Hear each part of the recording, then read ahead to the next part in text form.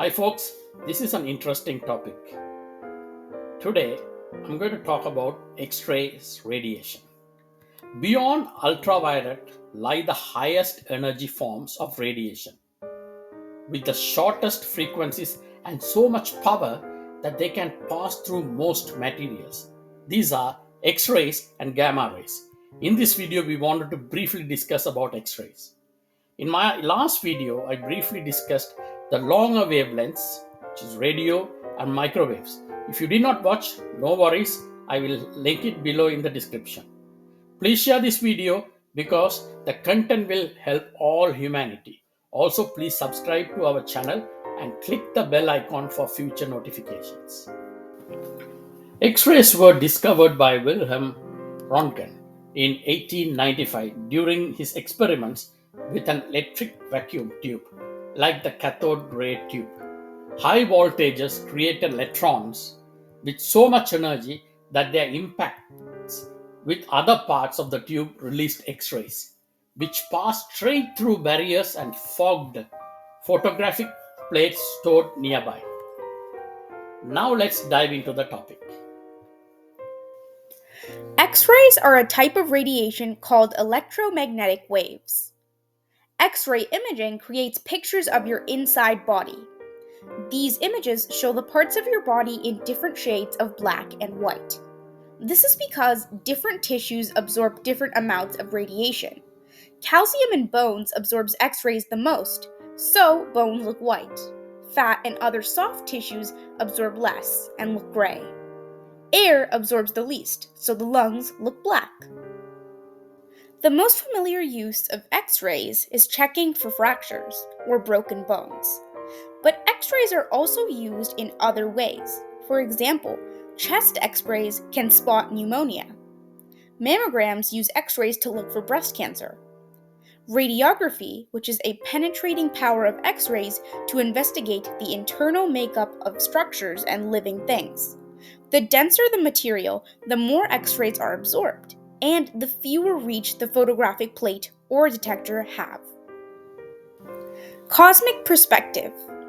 The X-rays are generated by the hottest materials in the universe, gases heated to millions of degrees in the atmospheres of stars and the space between galaxies.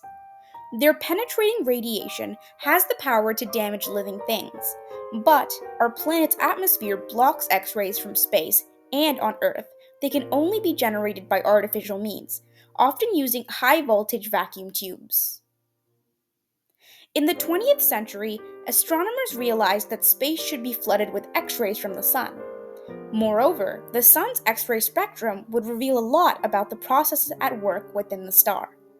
However, the X-ray was not possible until the advent of rockets and satellites. Despite their energy, X-rays are easily absorbed, which is why they are awesome at imaging the body. Water vapor in the Earth's atmosphere effectively prevents X-rays from reaching the surface, which is a good thing, because high-energy X-rays can cause damage and mutations when they impact on soft living cells.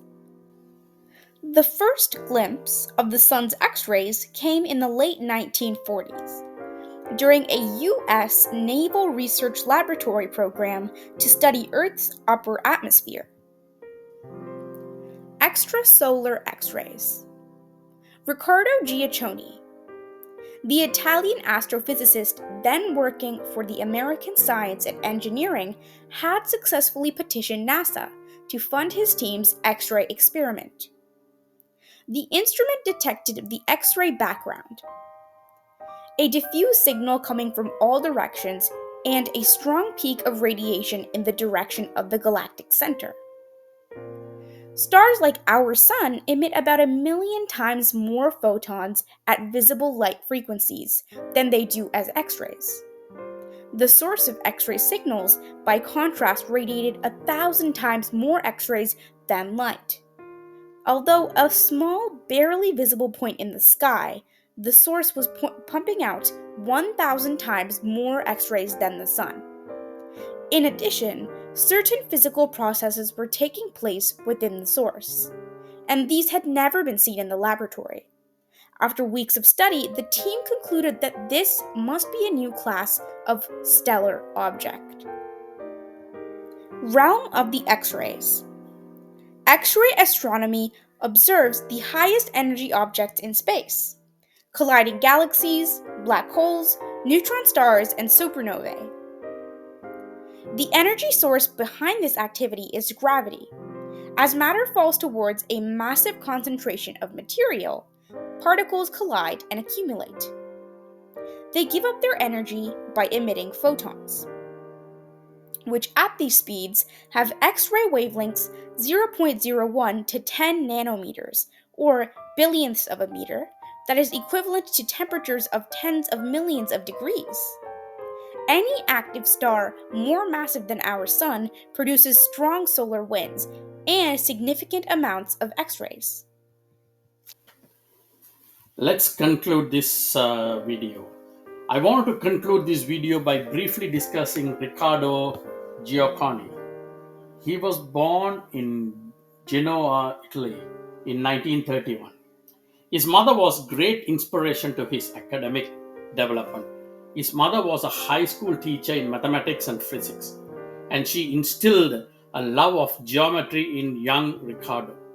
Riccardo's first degree was in Milan, but then moved to Indiana University in the US and then to Princeton to study astrophysics. In here, he developed X-ray astronomy, and in 2002 was awarded a share of Nobel Prize in Physics. Now, interesting physics to finish with.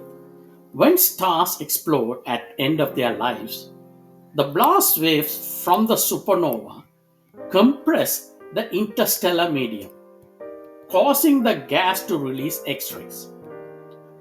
Left within what remains of the supernova, the massive star continues its life, maybe as a neutron star or a black hole. Now, the turbulence generated by material being torn apart as it is sucked into black hole will also produce X-rays. These radiation being pumped out causes the outer layer of the supernova remnant to fluoresce in a range of colors. I hope you like this brief explainer on the X-rays and be curious. See you in my next video. Thank you for watching. Bye.